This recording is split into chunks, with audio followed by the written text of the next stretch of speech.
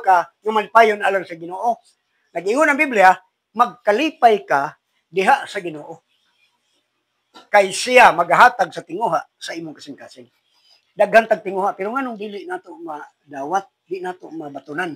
Tungod kay wala tay kalipay sa Ginoo. Uban gani sa ato manimba, dili gani maminaw. Ang pagpaminaw sa pulong sa Dios kabahin ni sa pagsimba. Kaya ang pulong sa Dios kung asa siya na ang iyang presensya, kinahanglan nimo siyang tahuron, irespeto, ilhon nimo. Muna kita ang mga tinguha nato di nato makabot.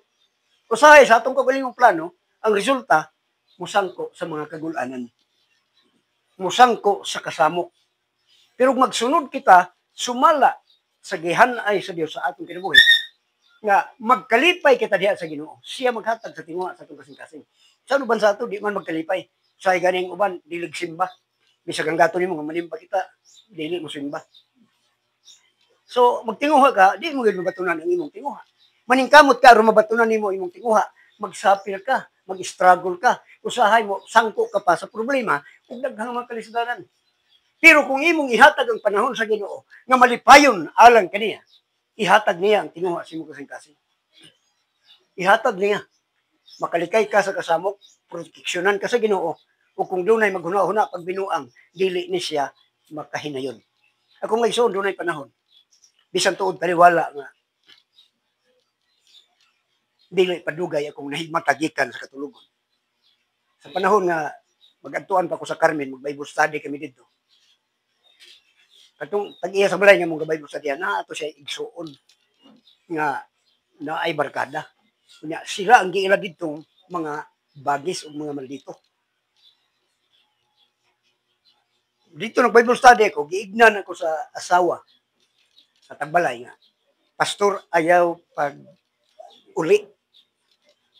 Yung kung ano man, na magprepara na pa ko kay pagkaugma, Domingo man. Kay kada Sabado man itong Bible study ko. Niya basta ayaw lang uli. Yung ko kinanglan yun akong makauli. Niya nga, kung muuli ka, paubanan ka. Iyang gikontinyo ba na, boy, ubanin si pastor. Yung ko kung imo akong ubanan, mas problema. Pero ako ra mo lakaw, way problema. Sagdi lang. Kadto din ang iyang igsuon. Primero nang kung sa ito, gibato sa amin. Gibato kayo. Pagkasunod gabi, ilan akong giatangan dito sa agianan. Kung gipaubanan ako, kung ayaw lang uban. Kaya kung uban ka, mas maproblemahan kita. Sagdi lang ako. Kaya ang Ginoo manalipod. Pag-agin ako, naagod sila diya sa agianan, nailamisa, nagiinom sila. Ina kong gatangan. Naarabay mga bunal dito. Nawagin ako. Pagkaugma, pagbalik na ko, istorya sila nga, pasuro lagi kanila makita. Iko nga, di ako silang taliwala, nuagi, na sila sa lamisa. Nawagin sila kita, nagsigi sila datang. Kapit na lang, mabuntagi sila. Kagyo nilang kita. Iko na. O, yun lang yun, ha? Mabuntagi. Pagka, sunod gabi kagtong iyang manghud naman dito. Nag-Bible study kami na dito sa gawa sa bintana, Jerusalem. Dito na minaw. Pagkahuman sa Bible study, nanirado sila. Kaya nahimbawan man nila nga na ato. Nisulod man, nanuktok.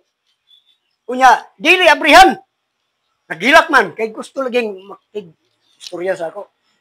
So, abrihin na lang. Alam niya, abrihan. No abay, nakig-istorya sa ako. Inya, dito na yung kitubaan niya nga, mauna ilang buhaton. Nagilak siya, yung pasaylo, niya pastor din ilang tulog. Ayaw lang kong balibari. Ikaw na, sige, din akong tulog. Dakop niya ito yung manok, kung tag 15,000, kay para bulang ba? Tag 15,000, iyang gidakop. Ihawad yung manok. Pila ka panahon na to, nabautismuhan sila, kung nahimong sila nangalagad sa Ginoo. Paglabay sa panahon, may mga sirkunstansya nga dili, malikayan. Nag-eskwela siya sa Emmanuel, kanang nasa Carmen. Nag-eskwela siya, o kay kung man na siya, kanang missionary training center.